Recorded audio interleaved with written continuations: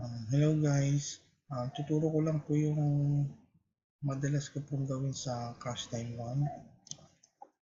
Pag meron po akong invites na gusto ko siyang i-join, ito po yun, ika-copy ko.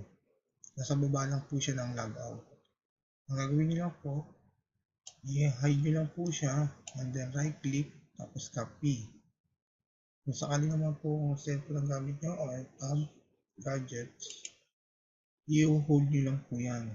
Ang matagal, pagkatapos lalabas na po din yung copy.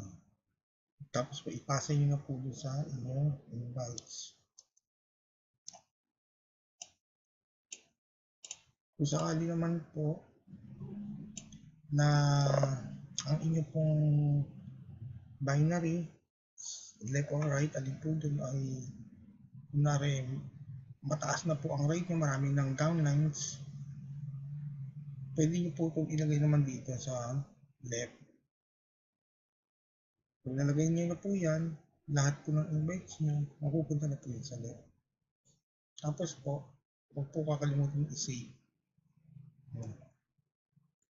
Kung gusto nyo naman po makita yung binary, i-click nyo lang po itong may network, lalabas na po ito.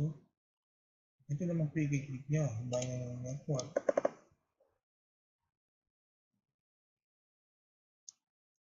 Dito nyo po makikita yung inyong po mga downlines. Pag nakikita nyo po itong may mga ganito, ang ibig po sabihin yan, kayo po nag-invites niyan. Invite nyo po yan. Pag wala naman po, parang tao, hugis, ang ibig sabihin mo, hindi po kayo nag-invite niyan. Ibang tao mo. Kung gusto niyo naman po makita yung data, ito po yung laman ng inyong personal.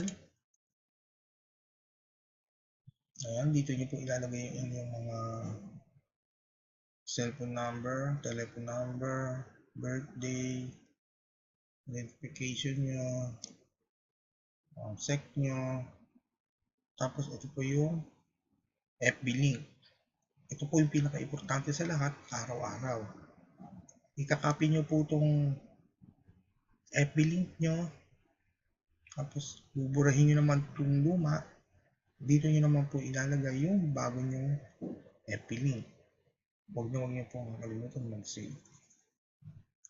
Kung dito naman po sa address,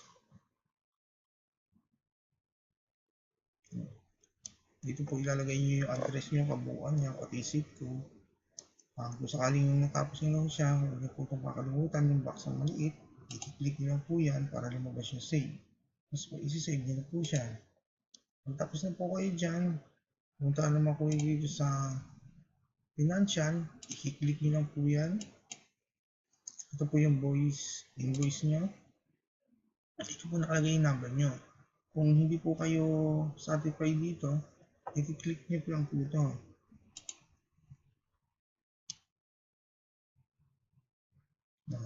Pag-click nyo po yan, lalabas po yan. Kukunin nyo po itong number. Ito po yung number nyo. Ang tinatawag na invoice number. Tapos po, pag nakapin nyo na po yan, para natandaan, babalik po kayo sa Cash Time 1. Ito naman pong extra, dito po makikita yung oras-oras yung kinikita. Tayo lang po. Dito nyo po makikita yung buwan at saka oras. Ito po yung kinikita nyo kada oras. Magtataka kayo kung ba't po paiba-iba yan kasi po iba-iba rin po yung kitaan sa market stock na. Kaya po paiba-iba po siya ng dollar. Kung gusto nyo naman po makita yung dollar nyo, i-click nyo lang po itong account mirror.